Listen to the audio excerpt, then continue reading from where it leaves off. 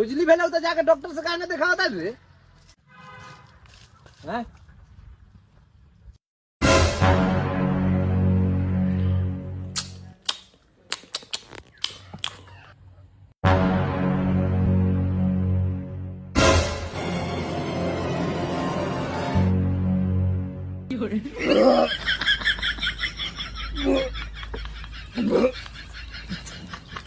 Oh